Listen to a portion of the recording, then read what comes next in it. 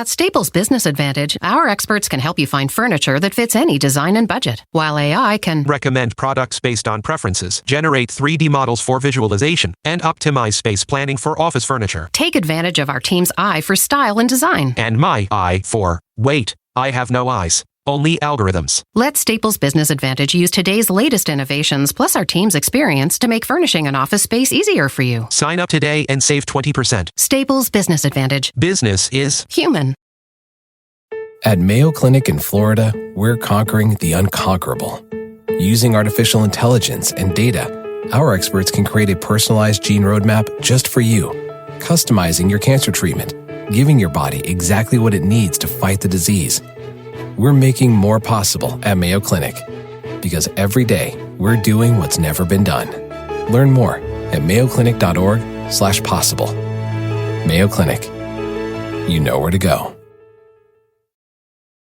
For exclusive podcasts and more, sign up at patreon.com/partnersincrimemedia. I'm Rebecca Lavoie, and this is Crime Writers On.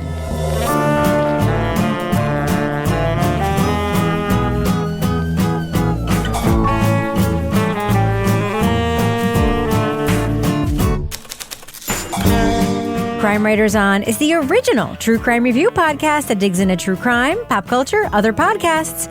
And on this episode, as a teen, people said her house was possessed by spirits. As a young mother, they say she killed her daughter. Were either things true? We'll talk about the Hulu series, Demons and Saviors. Joining me to get that done and more is true crime author, TV journalist, and host of the These Are Their Stories podcast, my husband and love of my life, Kevin Flynn. Hey, Kevin. Hello, Rebecca. Also with us is private investigator, certified pet detective, resident cat lady, and author of The Final Curtain, Laura Bricker. Hey, Laura. Hey, and now I'm an avid hiker. Well, not really. I've done one hike now. So. How do you define avid? One. I did one hike and a half hike. Okay. I'm a cookie addict. I had one. I'm definitely a cookie addict. Yeah. And finally, our captain of all things cynical, the author of the City Trilogy of novels, host of the Strange Arrivals podcast, and our Patreon Deep Dive Book Club podcast, Toby Ball. Hey, Toby. Hello, Rebecca. So, Kevin, this is obviously a brand new episode of Crime Writers. It's obvious to us all. What is coming up on our next program? So, on Thursday, we've got another CWO classic. In this rewind, we're looking at the classic documentary Abducted in Plain Sight. All right. And then what? Then on Monday, we're going to be doing a new review. It's for the new Leon Neyfakh Audible Originals podcast. It's the next season of Fiasco. It's called Fiasco Vigilante. All right. And we are coming pretty soon to the end of our summer schedule, right? Yeah, just a couple more and then we're done. And then it's back to school. Back to school time. Oh, speaking of which, if you are on How's that for a transition? Very good, Kevin. I'm very proud of you. If you are a member of our Crime Writers on Facebook group, which is free and available to anyone who wants to join, all you have to do is go to look for Crime Writers on podcast on Facebook, go to our regular Facebook page, hit join the group. I think I have a pinned post there. You hit join the group. You got to answer a question. Literally, if you can name any of us, any of the four of us, we'll let you in. If you're a teacher and you have an Amazon wish list for your classroom, you can post it in our group. I have a post there for it, and members of our community will buy stuff from your Amazon teacher's wish list. We did this last year, and members of our community really stepped up. And I personally, earmuffs, Kevin, bought something and will buy something from one of each of your lists. I mean, it might be a little small something, depending on how many lists there are. But the teachers who've already posted so far, I posted it today. I have bought one thing from each of their lists, and I promise to keep doing so. So please, teachers, join. If you're a listener to the podcast, join our Facebook group.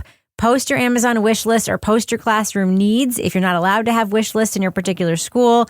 People in our community love teachers and want to support them, and it's a really great way. We love using our platform to help you guys. You are frontline workers now, and we want to support you. Now, moms and dads, this isn't for you to post your kids' teachers list. Nope. This is just for the teachers who are listeners for Crime Writers On, so help them out that way. Yes, right. So don't post your, cousin's brother's sister who's a teacher. If you are a teacher. Yeah. And you listen to this podcast, we want to help you. Not because we don't want to help all teachers, but because we want to keep it manageable. There's only so much of us to go around. And also, Kevin will kill me if I start buying one thing from like 10 million people's teachers list. Anyway, please join our group. And if you're a teacher, and we'd love to help you out. All right. So, Kevin, we have stuff that we need to talk about, and it's pretty feisty stuff. Should we get to it? Well, let's do it. Well, yeah, I want to get to it. I want to see some stuff fly across the room. I think we should get to it. Should we drop that first clip right now? Don't drop it. Let it levitate. Let it fly. I'm going to knock that over right now. Joan and John Resch were freaked out about it and being religious. That framework said this is demonic. And they began to believe that she was possessed by a spirit. Teenager Tina Resch made news in the 1980s with stories of supernatural disturbances in her Ohio home. The so-called Poltergeist Girl was the focus of academics who wanted to research her powers and skeptics who believed the whole thing was an act. So the two options always available in 1984, this is a strange supernatural experience, or this is fake. As an adult, now going by Christina Boyer, the young mother returned from work to find her 3-year-old Amber fatally injured while in the care of her boyfriend. Though she maintained her innocence, Boyer accepted a life plea to avoid the death penalty. The DA and the judge kept saying, "Are you pleading guilty?" And I said, "Yes, but I didn't do this. I signed the paper, but I'm innocent."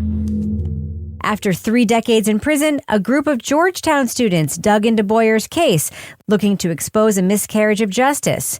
Despite questions about the evidence used to convict her, officials remained unshaken the mother is deceptive and guilty of murder. You know, whether or not a bunch of students at Georgetown University think it's unfair, that doesn't faze me at all. I don't care what they think. The Hulu series, Demons and Saviors from ABC News Studios, digs into Boyer's paranormal origin story, the circumstances around Amber's death, and the effort to win her release. What role did her supernatural fame play in her prosecution? And can she find justice when authorities feel in the absence of solid evidence she's still criminally responsible just because the victim was her child? Spoiler alert, we are going to be talking about plot points from Demons and Saviors. So if you want to remain spoiler-free, go to the estimated time code in our show notes for our thumbs up or thumbs down reviews. So when I started watching this show, I turned to Kevin and said, are we just watching a recap of an old Unsolved Mysteries episode? Did I not, Kevin? You did. Because it felt like, did it not, a recap of an Unsolved Mysteries episode? Well, there was literally Unsolved Mysteries in the show, so yeah. Yeah, the first episode of this show is bonkers. Toby, what did you think when you started watching the first episode of this show? Yeah, it's just kind of a disaster. Like, it's clear that there's nothing going on. Like, there's never anybody who sees anything who's not either her or her family. Like, all the stories you get from people are, you know, we've waited around for a while, nothing happened. And it's right as we were leaving to go. Like, suddenly we heard this crash and we looked over and some forks were on the floor. Or, you know, they'll set up a camera and the stuff will happen off camera. Or eventually they get this guy, James Randi, who's like a magician who goes around and sort of exposes people. And they hang out for freaking 9 hours and nothing happens. And then when they get up to leave and they're out of the room, she like knocks over a lamp, but it turns out they still had their cameras going. What Christina Resch did not know was the cameras were still recording. And they very clearly caught her grabbing the lamp and knocking it over. You know, it's pretty clear that there's nothing actually sort of paranormal happening. And what you're really watching is a girl who's sort of isolated and being abused. Like, they talk to somebody who's a friend with hers in high school, and they talk about how she was sort of desperate for attention and for like personal connection. You hear about the abuse, both sexual abuse, physical abuse, mental and emotional abuse that she was getting at home. So the whole thing, it seemed to be about one thing. I think it was actually about another. The whole idea that there was actually something to it. I mean, a guy who's supposedly investigating her takes her off to his research institute and then sends her right back because obviously nothing happened. Like, if something had been happening in his research institute, he would have kept her. So I mean, that was kind of my takeaway, but it takes you like 50 minutes or something to get to this, which could have been done in like 15, maybe. Yeah. Lar, did we need a whole episode about the Poltergeist Girl aspect of this story? No, I don't think so, because I think the problem with this, and I will say I felt guilty because I was like, oh God, I'm the one who recommended this, because I saw a preview segment of these law school students that we'll talk about later on Good Morning America. I was like, oh, that sounds like a cool initiative, and they're in this new documentary. I didn't realize that there was going to be this long, drawn out thing about the Poltergeist Girl. And I honestly feel like there was like two different stories here. And the story that I think was actually interesting was about this, clinic at the law school where you've got the exoneree who's become a lawyer and who's a professor, along with the other lawyer who's a professor, and these students who decide to take on her case after she's been serving this very long sentence for the death of her daughter. Yes, obviously it's prejudicial, all of this poltergeist background. And that's why I think they put all of that in, because of how she was treated in the court process and in the sort of court of public opinion when her daughter was, found dead.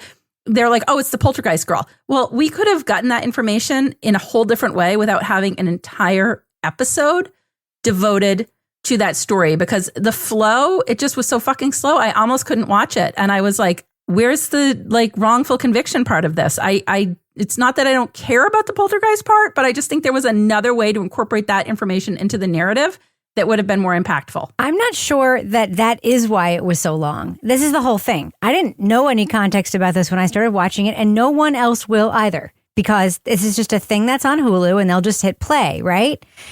And when you start watching this, Kevin, what were your feelings when you started watching this episode? What did you actually think you were watching when you started watching this? Well, when I started watching this, I'm thinking, okay, this is going to be a real stinker and we're going to dunk on it. Maybe we still will. Although at the end, there were parts when I'm like, okay, there's a little something here that could be made into something. And this seems really interesting. But I think when you start off, the very first thing, it's the whole reenactment, I'm going to unplug the TV and it's still on. And it just gets crazy. I feel like that the structure of this, they could have really changed these 3 acts and moved them around and, made this how I would have done it. I would have started with a little bit, an opener with the Georgetown students. Yes. To say to let everybody know there's something at stake. The documentary is going to be moving forward with real-time events. It's not just going to be a looking back and recapping what happened. We understand basically that there was a crime, but I don't ever get the sense from early on that what the crime is or how it's connected, to the supernatural thing. I think that for people who are tuning in because they see the promos and they think this is a supernatural story, they're going to be really disappointed. And if you're tuning in looking for a true crime story, you don't really get that till at least 2/3 of the way through. Well, maybe 1/3 of the way through. And if you're looking for the exoneration story, you don't get that till 2/3 of the way through. That's right. So how I would have structured it, and maybe I'm going to say I would do, the script exactly the same, but no. You would not. It's terrible. I would start with the Georgetown students. I would establish that they're looking into this.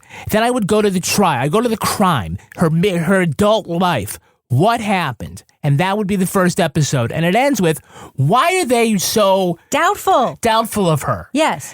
And then the second one is this whole poltergeist story, whole side story. Because it turns out the reason they think she's a liar is because, cut to cliffhanger, girl knocking over a lamp, she was the poltergeist girl. And you're like, what? Yeah, that would have been so much more impactful. If you're doing a story about a murderer who, when he was a kid, was the balloon boy, you got to include that. What's the balloon boy? Remember the kid's like, oh, he's lost in a hot air balloon and then chasing the hot air balloon. He was hiding in dad's attic the whole time. You don't remember that story? I don't think I know that story. Oh, you know that story. But I mean, if that's a significant Kevin, part I didn't have TV. I don't know that story. Oh, that's right. It's early 90s, I think. Yeah, if that's a significant part of their background. Laura's just appeared from camera. She's definitely Googling Balloon Boy. She's Googling it right now. Yeah, I don't know Balloon Boy. No, I'm here. But it's like you don't. along the way, I'm like, that part's interesting. Maybe they should flesh that out more. The idea that like maybe this girl was spirited away to this weird institute, like I'm like, okay, there's a kernel of something there. Maybe if they worked on that, that might be more interesting than, I felt like at first they were going to try to get us to buy into this whole sort of baby Gabriel idea that, oh, she really had superpowers, and we're going to listen to this. And like, I'm at home going to be rolling my eyes saying, why the fuck are you telling me this? Because you're full of shit. And, because, of course, here comes the medium who's going to come in and say, oh, there's strange things there. Carol Ann! But then eventually he says, that no, there wasn't anything happening there. And everybody kind of says, yeah, no, this was fake. And like that actually added credibility to the whole thing to me, when they just said, nope, that wasn't what was going on. But here's what's so fucking stupid about it. They wasted our time explaining to us what a poltergeist was. They wasted... I know it was a waste. I'm sorry. They wasted our time actually laying out the elements of like, here are the reasons what, like, this is what like telekinesis is. Here's what a poltergeist is. Here's all of the you didn't have to do any of that, like actually trying to lay out a case for the credibility of her like telekinetic poltergeist abilities. That was a huge fucking waste of our time. If the conclusion is she was an abused kid whose parents used her and like made up this story so that like, or somehow they were like benefiting from it or whatever the fuck was going on, like just get to that. Don't like waste our time with explaining to us the pros and cons of her potentially being yes or no, and like showing us potential good evidence for it, and then showing us people who are doubtful of it, and then explaining to us, well, a poltergeist is a German ghost who haunts children. Like, what the actual fuck did they spend that time doing that for? It was wildly problematic for me. Toby, you're staring at me like you have something very critical to say about this. We're on Zoom. I'm not staring at you. Yes, you're poltergeisting her, Toby. I mean, I think the only thing about that story, to me, that could have been, sort of resonant is the idea that this girl who's like reaching out for something outside of her family just attracts these people who are just there to exploit her for something that I assume that they don't even really believe, right? It's just, she's like becomes part of the circus. And to me, that seems kind of tragic, like you're kind of throwing out signals that you want to be rescued. And the people who show up are just these like weirdos and charlatans. And they kind of give her 15 minutes and then, they send her back. That was like a 10 or 15 minute little segment that went on for a whole freaking episode. And they didn't even, like, you don't come away with what I think is important about that in her life. You come away with wow, that's kind of weird. And then she kind of moves on to things. So. Yeah, I mean, as Kevin pointed out in his notes, they do recreations of Unsolved Mystery recreations. Yes, we see the clips ludicrous from the original Unsolved Mystery show, and then with their recreations, they're dressed like the actors in the Unsolved Mysteries recreations. Yes. It's like so meta. Yes. It'd be like me saying, okay, we're going to do a segment in the business section where we're just going to talk about how we're going to get people to listen to the business section. Yes. So, Kevin, should we just cut to the business section then? See, I'm already in the business section. I'm already so working 3 levels below, man. It's in business sectioning. Yes. Yes. It's incredible. Right now, if you go to patreon.com/partnersincrimemedia, you can listen to the 200th Crime Writers on After show. Wowzers. In the 200th edition, Laura is going to be talking about her most recent trip to the Green Mountain State, Vermont. Yeah, and I'm just going to say there were some things in Vermont that weren't there the last time, like take and bake cookies. Take and bake? Yes. Take and bake Just cookies. leave it there. You take and then you bake them. Just leave it. All right, we'll leave it right there. No, that's not what that means. Oh, take and bake. Oh. All right. Kevin's so adorable. I'm adorable. We're literally about to fly to Denver, and he's going to be like, what's that store with the leaf on the door? Oh, man. Are they sell Is that plants? a shamrock? Yeah, exactly. There's a lot of nurseries in Denver. I'm going to turn into Bill Rankin and be like, wow, look at all those people. They look so happy. They look so calm. They look so calm. They're eating cookies. Why are they eating so many cookies? Can I have some of your brownie? Toby is doing a new episode of Toby Ball's Deep Dive Book Club. He had a recent discussion about a book about journalism and a great journalistic panel. Tell us about that, Toby. Yeah, it's a book called In the Mouth of the Wolf, which is about a sort of crusading journalist who's murdered. Mm-hmm. She investigates like everything in the Mexican state of Veracruz, but it's this very harrowing story, which ends up in her death. But I had a great panel of journalists: Meg Heckman, Simone Paget, and Maggie Freeling. We had a really interesting discussion. It was great getting their kind of perspective, both on the book and about sort of the issues facing journalists in the U.S. and to, I guess, a lesser extent, Canada, in this sort of new atmosphere of distrust towards journalists that's kind of been fomented in the last 7 or 8 years. So we also have episodes of Married with Podcast and Laura's Leave It to Bricker podcast. We have some news for those folks who are on Patreon that right now Patreon is syncing their content with Spotify. It's about freaking time. Yeah, so, however that works, you can do that now. By the way, Spotify apparently is, throughout the podcast ecosystem, accounts for more than 20% of the podcast listening. Yes. Among Crime Writers On listeners, 3.9%. That's because, I'm just saying, that's a demographic thing, I guess. 73% of you're still using Apple Podcasts for your preferred app. Yes. Just a little tidbit to drop on you. Yes, at Outside In at New Hampshire Public Radio, it's like 30% Spotify. It depends on the age of people listening to podcasts. And I think we've all established that all of us here, old as fuck. Speaking of old as fuck. My birthday's coming up. Oh, okay. Mine too. When? September 16th. That's still a far way away. Come on. Yeah, when are you telling I'm me? excited. Mine is, as people are hearing this, it's in 2 days. Oh. Happy birthday, Toby. Happy birthday, Toby. We're going to be partying it up in Denver. That's right. Not we.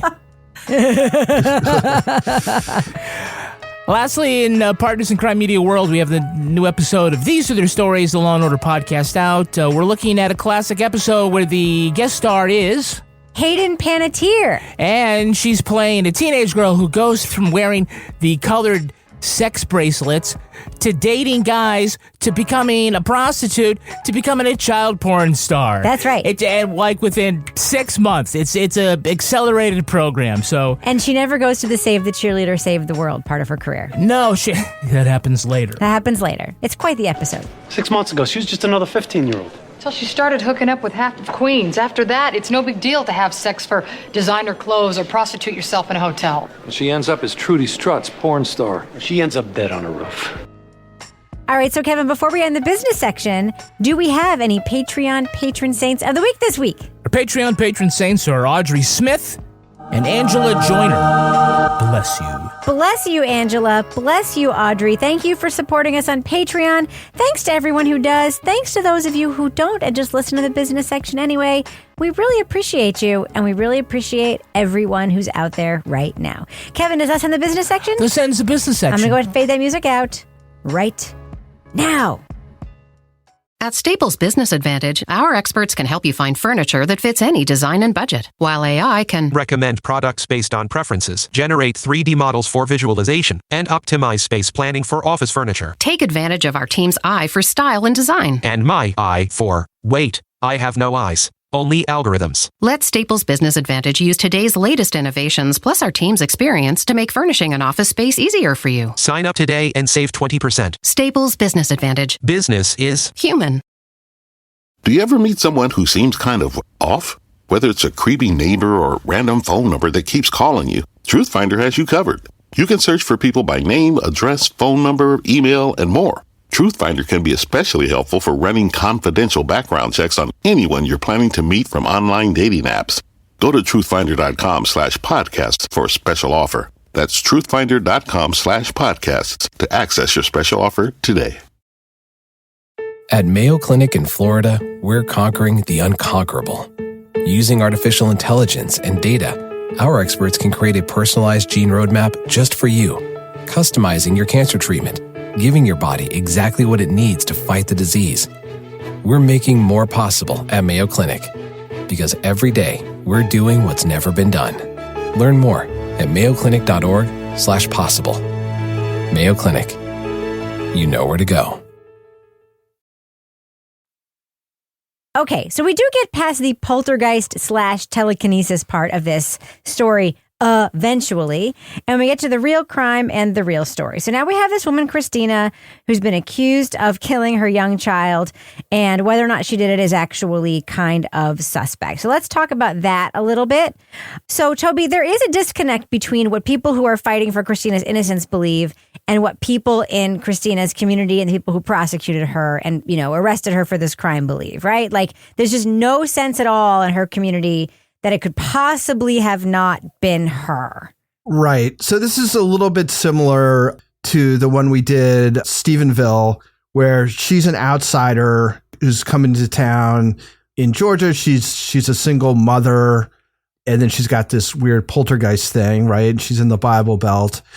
So I think there's just this, people are predisposed to distrust her, and she has a relationship with this kid who was born and raised there, apparently by a family who everybody says is super respectable, and they can't imagine him doing anything wrong. So when the child dies, and there's no, at the time, significant proof that it was one or the other, the prosecutors and the police pick her rather than him because, and somebody else can talk about why. But I think what's kind of interesting to me, and which I don't feel like they really have the guts to really explore in this, is that she's going to be facing the death penalty if she goes to trial and they lose. So her public defender basically is just like, you'll get life, but we'll save you. Right? You plead guilty, you'll get life, but you won't be executed. And then these people at Georgetown are like, that was the stupidest thing ever. It's the stupidest plea we've ever seen. And to me, what the most interesting part of this whole thing is that you've got this prestigious law school, and then you've got this like sort of rural Georgia county, and you've got the people in Georgia clearly assume that she will be found guilty and executed if she doesn't plead. And you've got people in Georgetown who are sort of confident that they can find this evidence to overturn this, that they can win a trial. And I thought that was the interesting thing, right? And they don't, you kind of see it, but there's heroes and villains. Yeah. The way this thing is set up. Demons and saviors. I'm not even sure it's law school. I think these are undergrads, right? Undergrad, yeah. This is a school. But it's a professor. It's a professor who's sort of running this whole thing. Right. And there's this sort of sense of like, I will say, I think that the Georgetown students and this class is very interesting. I think Marty Tankleff is a really interesting guy. I remember his case. I've talked to him on the Undisclosed podcast. It's all very well-meaning and it's all really good and stuff, right? And I'll just say it. There is this sense of like privilege that comes from being able to sit in this setting and looking at these facts and these people from over here and making choices in the way to approach them and parachute into a community and approach it from that point of view. And you feel that very strongly when you follow these women around in this town, right? And that's the documentary that's missing here, because it's like, you're not talking about people who are actually going to take this up as a case and take it to court. You're talking about women who are taking this up as an academic exercise. And they're going to graduate college. That's it. Mm-hmm. And there's something there that really struck me that I'm like, there's an ethical question there that is not explored in this. Yeah. And it irritated me. Tell me why. They irritated me. Something that I learned through our trip in Georgia is that it is not easy work. Like, I think we definitely made the most of the time that we had, but it was just like, we maybe would have been able to get some answers to questions that we just weren't really able to dig into. Again, I would obviously love to have more time. Well, as somebody that works in the criminal defense world, I'm like, yes, okay, anytime you have somebody that's willing to put in effort to try to bring new attention to an old case, especially a case where you think there might be a wrongful conviction, I'm like, good for you. That's a lot of work. But I felt like there was just this disconnect, like some of the questioning. Like I would watch them go in and I'm like, yay, they're doing this. This is so exciting. And I'm like, they're so out of touch because they would go in to sit down and talk to somebody and they really didn't have the legal background or the world experience background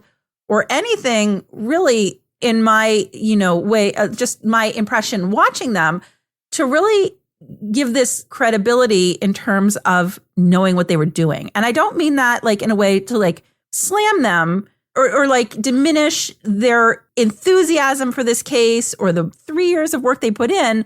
I was just kind of like, here's this woman in prison who is so excited that somebody's finally taking on her case.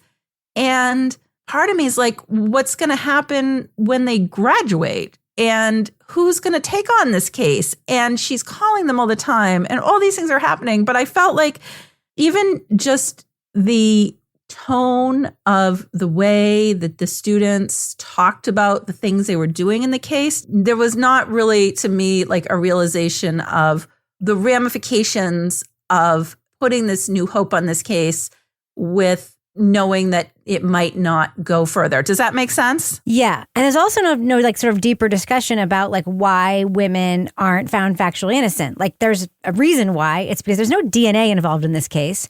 Innocence projects don't take on a lot of cases with women because innocence projects usually take on cases where there's new evidence, aka DNA. There's not going to be any new evidence in this case. The evidence is all out there and the DA decided she did it. I mean, that's just what happened, right? So, and I mean, Kevin, you have some thoughts on just like the evidence itself. Like you have, your own sort of take on the case itself. And I think it's important to talk about like the actual case. Yeah. Here. Look, I mean, it's clear that she was not a great mom, right? And we hear about, sort of later on about her activities where she's, maybe apparently doing sex work with the child around and things like that. It's clear to me that David Heron delivered the fatal blow when Tina wasn't there. But I am struggling with the idea that she had no idea her daughter was being abused when there are so many old bruises and, you're changing diapers and, if she could say, well, I was aware, but I was fearful of David. I didn't know what to do. That might mitigate the circumstances. It might have lent a little credibility to what she was saying to prosecutors and police. They might have looked at her role differently. I mean, I think she was guilty of endangering the child, but that is a far cry from the gas chamber. So I don't think she comes to it with clean hands, but I don't think she belongs in jail for as long as she had for what was, part of the reason why they went after her and why a jury would have convicted her, likely, because the juror said this in the Heron case, was that because she's the mom. Yeah. I think there is some, things to like, okay, you ought to, be parental, you ought to take some parental responsibility, but this is beyond that, right? This is, it isn't like you should take the fall for someone else's fatal blow. I think it's possible that she could have seen an injury on her child and not drawn the line to like straight up abuse. I do. Yeah, it is. Because that happens. But then this is why the problem with her background was sort of like being, having run this big long con about, I'm the telekinesis girl. She was a child. But even as an adult, Rebecca, as an adult, she still doesn't come clean on this, right? She still says, well, my mom made me pull down that lamp the one time she got caught. If she had said, look, I was lonely, I was troubled, this thing got me attention, it would build our confidence in her that maybe some of the things that she does say is truthful. Do you think she still believes she bent a million spoons, or she still would say that she bent a million spoons? I don't know. I think she probably did, but did she do it with her mind? Yeah. I don't know. It's just it's difficult. I know she didn't. Yeah. Toby. Sorry, okay. go ahead. Toby, Toby, are you sure? Can we talk about the DA? I love that guy. I want Toby to talk about the Mikes because yes, the people who like the two Mikes, the ones who don't know who did it, but Toby, thoughts? It's maybe they're edited to look like idiots, but this whole idea that they're like, well, I don't know who did it, but, she's the mom. So, she's got responsibility for keeping her kids safe. So we charged her with the murder. I knew some family I knew his brother and his brother's wife real well, but that has nothing to do with the case. She wasn't fucking there. Like, Yeah. like no one is disputing that she wasn't there. That's what's so wild about it. Yeah, so I don't know. I mean, what do you do with that, I guess? Like, who looks at that? It's like, wow, that's some clever policing. I thought the DA was a little... douchey? Had a little more reasonable take on things. Not that I agree with him, but he at least was sort of forthright in what he was talking about. Like, he was just very honest in a way that I think later they run into somebody else who's representing the county or the state or whatever, where I don't think he's being particularly honest.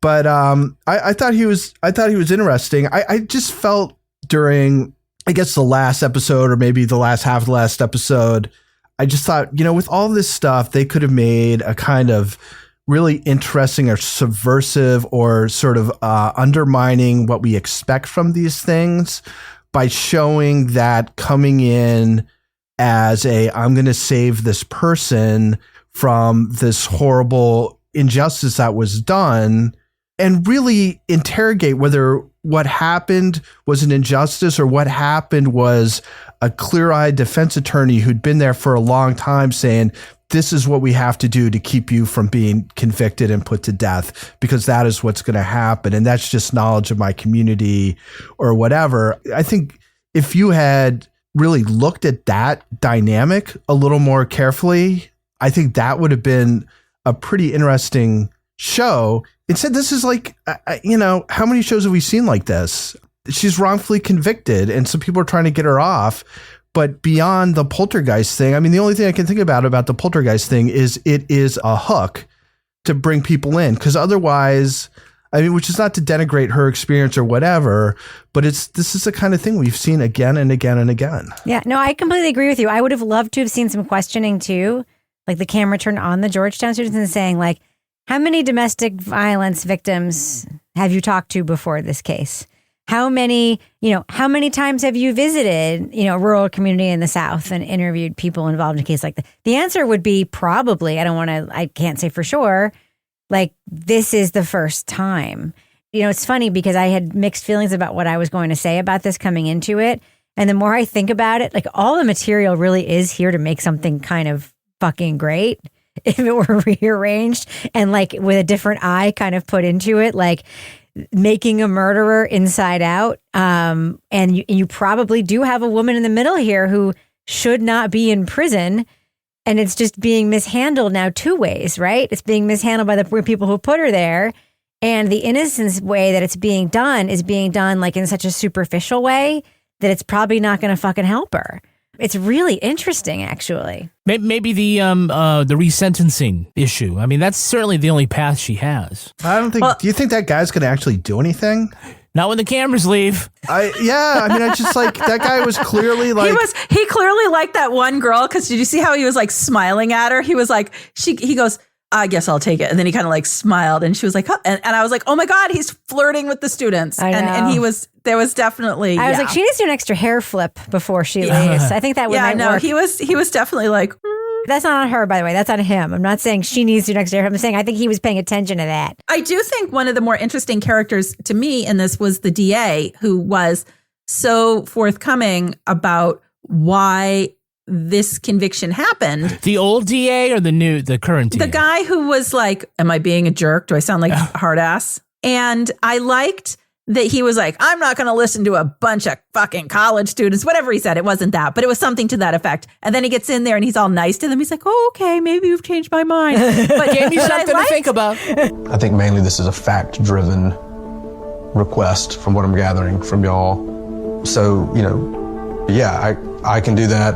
I think that's a duty of mine. So, I'll engage in a thorough review. And I was like, yeah, okay. I was like, I appreciated how blunt he was, but yes, I think there's probably issues in this case, but like the thing that was, I think, super bad fact was that fucking creepy old dude videotaping himself with her having sex, and the little girl is just like wandering around, and it was like she needed money, so she's having sex with this creepy old dude. But that was first of all, why is he videotaping everything?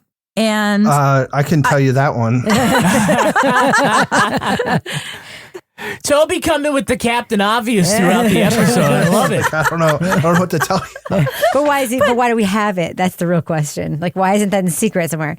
Who had to go through all of it? Oh my God. It's like listening to jail calls when people are having phone sex. No, thank you. So I just feel like there was a lot of information about the case. No, I can't talk about that. Just the fact that there was a lot of bad facts in this case that were sort of glossed over for the sake of she's wrongfully convicted and we're going to overturn this and we're going to get somebody to re-examine in this case.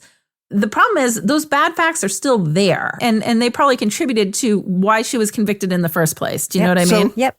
So I guess two things. One is, to be clear, I do not agree with that freaking DA about like anything. I just thought that he was somebody who's willing to be so honest about his thought process in a form in which he must know that people are going to be like shaking their heads like in disagreement. I thought it was like one of the best things about the show is because usually he's just not cagey. He's very forthcoming. This is not a beating that occurred on one day. And both of those people are responsible for that child being dead today. If you want to have tunnel vision, you do that. That's your job. It's not my job. Like, I get that thing about her doing the on camera sex work stuff with her kid around, like, it's probably a bad fact in front of the jury. But I think just in terms of her life, I mean, it's more. I think it feels more of like evidence of desperation. Yeah. Yes, and they call it survival sex work. Yeah, right. Yeah. I mean, it's sad. It's not horrible. evidence of murder. But it's not gonna like. I assume that in front of a jury in that location, you tromp that out there. It's gonna be like, yeah, it's just like she's just morally. Like the kind of person who would do this is the same kind of person who would kill their child, and that's what the defense attorney he knew it. Who did the plea deal did. He's just like, this is how I save your life. I liked that guy too. I liked when he was like, you can come down here and try a case. Again, I think I liked him as a voice on this show. I don't think I would really like agree with almost anything he said ever in his entire life. But it was illuminating. Yeah. I mean, they just were honest, despite the fact they knew they were going to be portrayed as villains, I guess. At Staples Business Advantage, our experts can help you find furniture that fits any design and budget, while AI can recommend products based on preferences, generate 3D models for visualization, and optimize space planning for office furniture. Take advantage of our team's eye for style and design. And my eye for, wait, I have no eyes. Only algorithms. At Staples Business Advantage, furnishing your office is easy. And with the best warranty in the business, we're committed to you now and down the road. Sign up today and save 20%. Staples Business Advantage. Business is human. Do you ever meet someone who seems kind of off? Whether it's a creepy neighbor or random phone number that keeps calling you, Truthfinder has you covered. You can search for people by name, address, phone number, email, and more. Truthfinder can be especially helpful for running confidential background checks on anyone you're planning to meet from online dating apps. Go to truthfinder.com/podcasts for a special offer. That's truthfinder.com/podcasts to access your special offer today. At Mayo Clinic in Florida, we're conquering the unconquerable, using data and AI to create personalized gene roadmaps to fight cancer more effectively. Learn more at mayoclinic.org/possible. Mayo Clinic. You know where to go. All right, let's do what we do. Let's let our listeners know, should they check out Demons and Saviors? Laura Bricker, what do you think? Thumbs up or thumbs down for Demons and Saviors?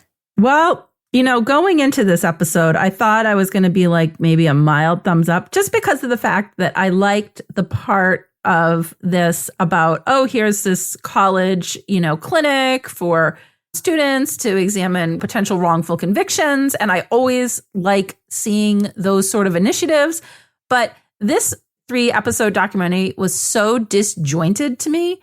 I think there are some interesting stories within this case and within these students re-examining an old case and within the conviction of this woman and her past. But unfortunately, the presentation and the way that the story was told in this was done in a way that really just narratively for me didn't work in terms of compelling storytelling. And left me feeling frustrated more than fired up. And I'm a defense investigator. I should be fired up when I watch something like this. And I was just fired up about the order that it was told in, not the story. So that's that. Toby Ball. Yeah, my first note on this was episode 1 is a mess. And then I scribbled out episode 1 and just wrote this whole series. The material is here for something that's complicated and sort of challenging to a lot of the things that we think about when we think about true crime and the way true crime is sort of presented. Instead of doing that, they've just sort of served up pretty by the numbers true crime thing, but not in a way that makes a whole lot of logical sense in the way it's set up.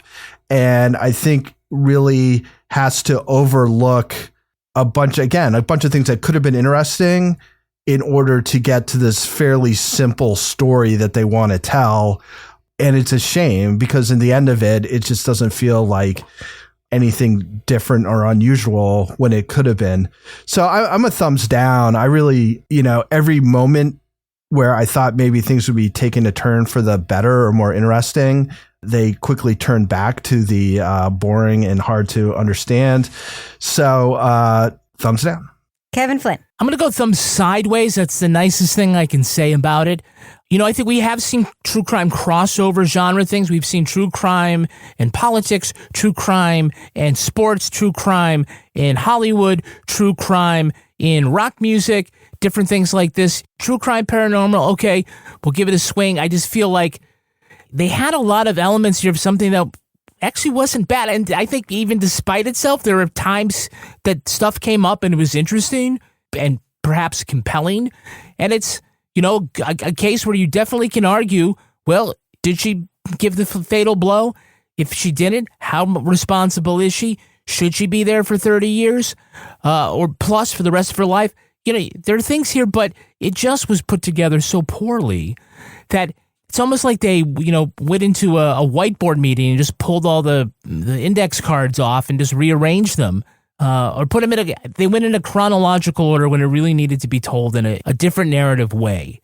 I really thought this was going to be super bad and we would be laughing at it manslaughter style.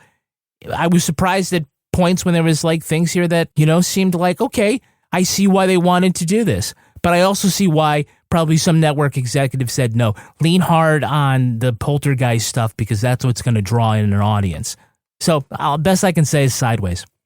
So I think that Mark Howard and Marty Tankleff co-teaching the class at Georgetown has been covered in the media. It's super interesting. Marty Tankleff went to prison. His best friend, Mark Howard, said that he knew since he was 3. They were supposed to graduate high school together. Marty Tankleff ended up going to prison for murdering his parents. He eventually ended up getting out because his friend Mark Howard became a lawyer. And then it's a whole thing. Now they're co-teaching this class together at Georgetown and they're studying cases, right? Their class could actually spin off a bunch of it could be along the lines of Philly DA, right? It could be like a PBS series where they show a bunch of cases that the class is studying, right? It is so unfortunate that this is the first documentary that's being made from a case being done by students in this class. It really is, because it was just done in such a horrible presentation. And I just think that it was approached in such a way that it didn't do credit to the work the class is striving to do. And the things that I said about the students in the class were said because of the way the students were shown in this thing, not because of the way the students probably actually are. It just really bums me out because when I was watching this with you, Kevin, I was just like, I was not enjoying watching it after episode 1. There's a lot of interesting things in it. I can't ultimately recommend it though, because it was just so botched and it just bums me out so much because it could have been so good. There's interesting stuff here and it could have been subversive and it could have been cool and it just was a mess. So ultimately I'm thumbs down. That being said, I really do think there's material here, and I think there's more material to come out of the work being done in that class with these undergraduates who are not actually going to probably ever get anybody out of prison because they're examining issues about why certain exonerations can't happen. And namely in this one, reason this one is interesting is because it's a woman And women's cases don't go to innocence projects. And there's a fucking reason for that. So anyway, there's material here. It wasn't brought to bear. That's why I'm giving it a thumbs down. Also because it's a disaster. But there's stuff here that is not uninteresting. So that's it for me. Thumbs down for Demons and Saviors. All right, now it's time for my favorite part of the podcast, a little something I like to call the Crime of the Week. Crime of the Week! It was a series of unfortunate events for a Texas woman mowing the lawn. Peggy Jones was minding her own goddamn business when a snake fell from the sky and landed on her arm. The serpent wrapped itself around her arm and started biting her. Just as she thought the situation couldn't get more dire, a hawk swooped in and tried to rip the snake from her arm. Officials think the bird was overhead when its next meal slithered from its talons and fell onto Jones, so the raptor went after it. What happened next was a nightmarish scene of fangs and feathers, which took the screams up to another level. Jones says it took 4 attempts for the hawk to wrest the striking snake from her forearm and fly off for good. The 2-pronged attack left her bloody, bruised, and bit, but not seriously injured. It also gave birth to the first horrifying case of ophidiophobia. Panel, how unlucky can one person get? What is the next 1-2 series of unfortunate events that we'll hear about? Laura Bricker, what do you think? Honestly, you really can't top this one. My friends and I were out at dinner last week, and Chocolate Ann was like, girls, have you seen this story? And I'm like, this is like my worst nightmare come true. And I can't imagine anything worse than a snake coming and landing on my arm. And if you saw the pictures of this lady's arm, oh my God.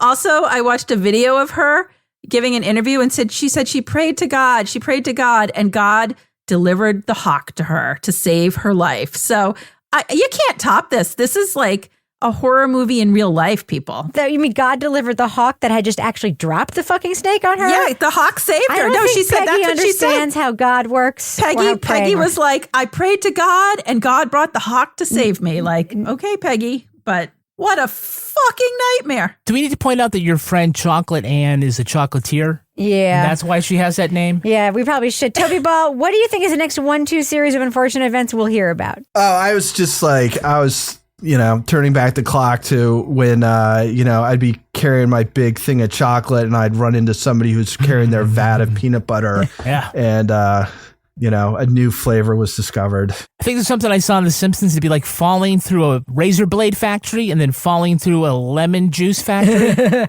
I was thinking sometimes you breathe in a fly. Yeah. What if then you breathe in a spider after breathing in the fly? Or what if you ate a turducken and then had turdiarrhea? Turdiarrhea. That's what I was thinking about. What if the white paint falls down the back of the black cat and then Pepe Le Pew jumps out? That's true. All right, that's going to do it for us. Before we go, Laura Bricker, do we have a cat of the week this week? We have some new animals joining the Crime Writers On family. We do. Now, anytime an animal joins the family of Toby Ball, we get a lot of Does an attention. angel ring its bell or whatever? Yes. Something like that. I mean, we had Clancy the puppy. Clancy, very, very popular. A hawk gets a snake. The hawk gets a snake, Clancy the puppy, and now we have Lucifer and Kimchi. Nice. Toby, can you tell us about them? Yeah, Lucifer goes by Louie, apparently. My son good idea.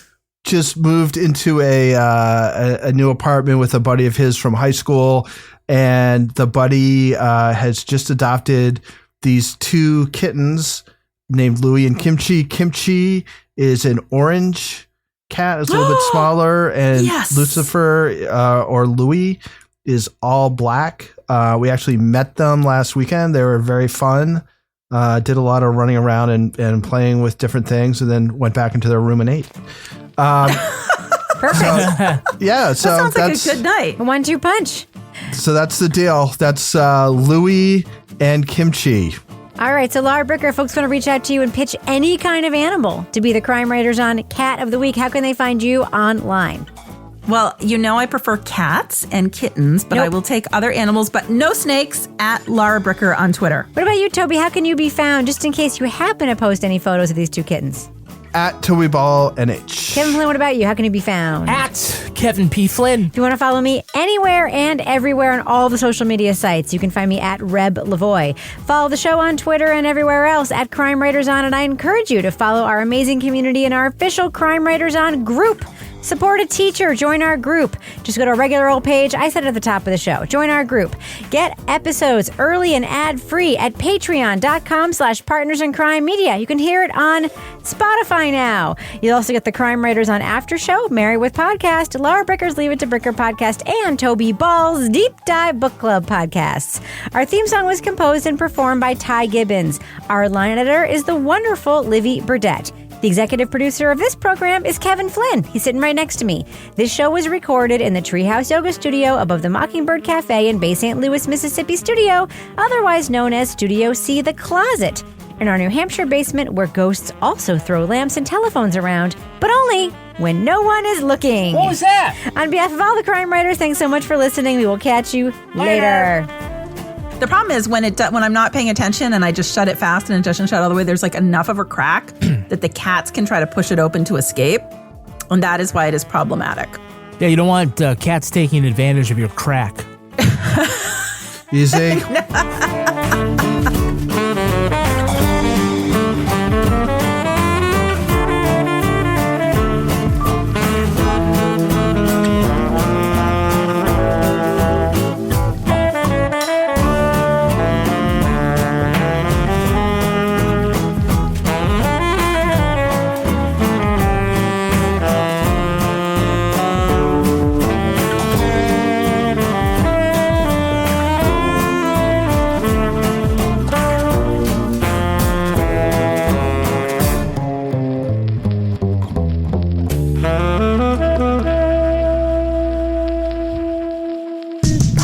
In crime media.